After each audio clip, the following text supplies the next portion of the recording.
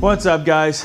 Today we are working on a 2014 Dodge Durango, and this is the Citadel, and it has the 5.7 liter Hemi V8, and I'm going to show you how to change the oil and also how to reset the oil life percentage meter that's on the dash. All right, so the first step you want to do is you want to find the hood latch. It's located under here.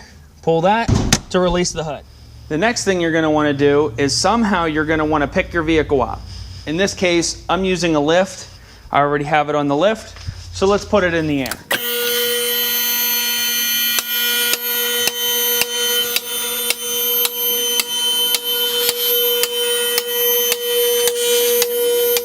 Okay, so the next step you're gonna need is you're gonna need something to put your oil in. In this case, I'm using a 5-gallon oil catch with the extendable head. Okay, so the next thing you're gonna need, most important thing you're gonna need, is you're gonna need your oil. I'm using 5W20, which is what it recommends. And your oil filter. Now I'm using a Mopar oil filter, and that is MO-899 is the part number. And then you also need oil filter wrenches, and of course there's many varieties of different styles of oil filter wrenches. I'll figure out what one I need whenever that time comes. Okay, the next step is you need to locate the oil drain plug.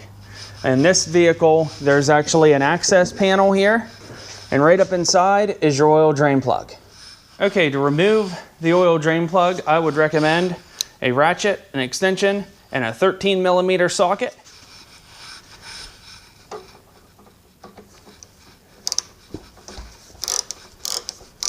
Once you break it loose, just kind of unthread it by hand. I would recommend gloves for this part.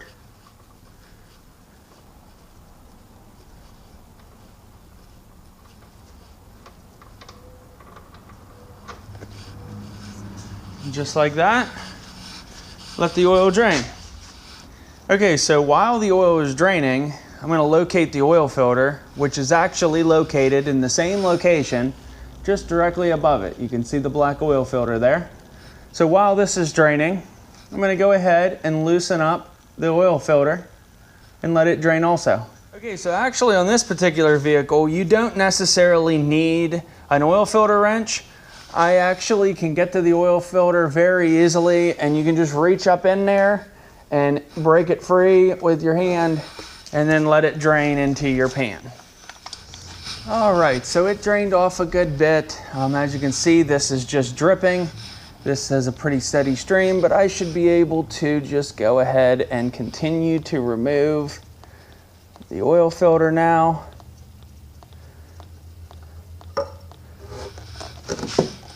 And put it into my pan. I'm gonna allow that to drain a little longer, and I'm gonna show you how to prep the oil filter. Okay guys, so basically what you want to do with this oil filter is on this rubber seal here, I always take some oil and put it on my finger, and I run it around this oil seal here just to kind of lube that up a little bit. So whenever you're doing it, I also put it on the threads and down inside here. I don't think it's actually required to do that. It's just something I've always done whenever I do my oil filters. Now this oil filter is now ready to go onto the vehicle. One thing you do always want to check is when you remove the old oil filter, is you want to make sure that that rubber seal is intact with the filter, because sometimes they will get stuck up on there and you'll have to remove them, because you definitely don't want to have two of those oil seals on whenever you're trying to put a new filter on. Okay, so for the most part, the oil drain is actually pretty much done. It's just kind of dripping. So I'm going to go ahead and I'm going to put the drain plug back in this. And when you tighten this down, you don't want to really crank it tight. You just want it pretty snug, just so it's not going to fall off or leak. Now that is all done, it's just dripping. Go ahead and take my oil filter, put it up in there,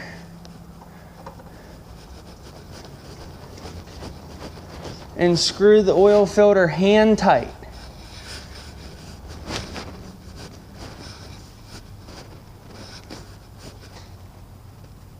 And that would be it.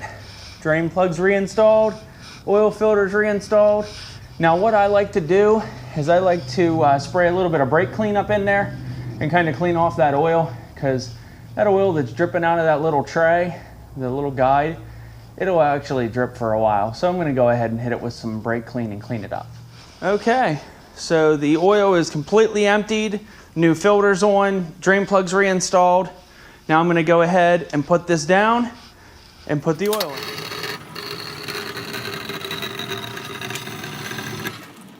Alrighty, so now we move on to the next step, which is to open the hood with the hood latch.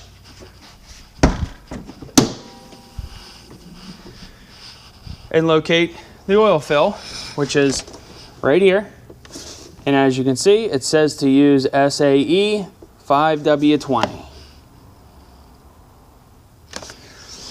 So I'm gonna go ahead and unscrew that and get a funnel. That'll be the next thing you need. Funnel and your oil. And we will get this thing filled up. By the way, this particular vehicle holds 7 quarts of oil.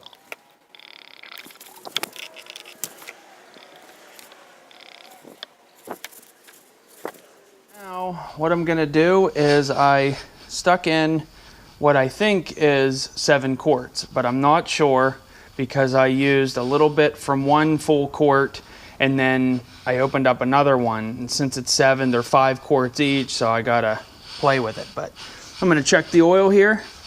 I'm actually going to start the motor first, let it run for a few minutes, then shut it off, let it sit for a few minutes, check the oil. Okay guys, so I just went ahead, started the vehicle up, checked the oil, filled it to its level. And I'm gonna check it one last time here. Make sure you wipe the dipstick off nice and clean when you first pull it out. This is to get a good reading. Put it back in, wait a second. Pull it out and take a look.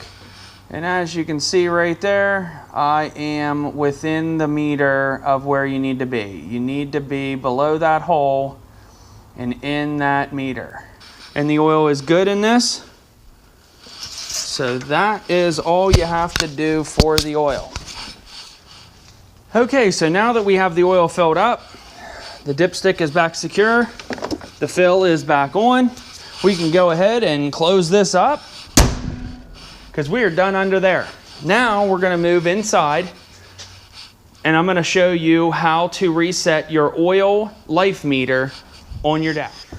Okay guys, now that we've moved inside the car, I'm going to go ahead and I'm going to show you what the oil life meter I'm talking about is. Okay, right here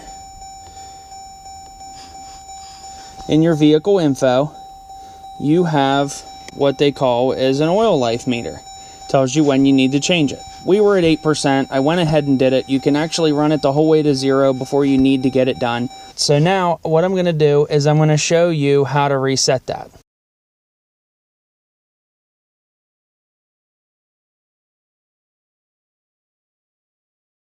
If you have the push button, you have to push the button without putting your foot on the brake to run.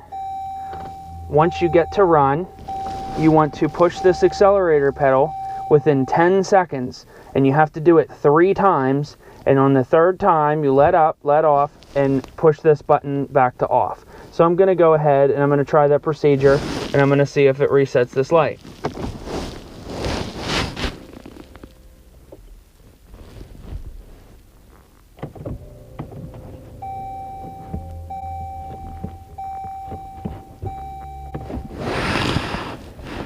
Okay, so now my light should be back to 100%. There it is. So that makes the oil completely changed, everything's reset, and we are good to go. Okay guys, so that concludes our video on how to change the oil and reset the maintenance oil light in your 2014 Dodge Durango Citadel with the 5.7 Hemi. If you have any questions or if you feel I missed something in this, comment below. Let me know. I'm always interested, and I'm always here to talk and help somebody get something fixed or figure something out. But I will see you in the next one. Peace.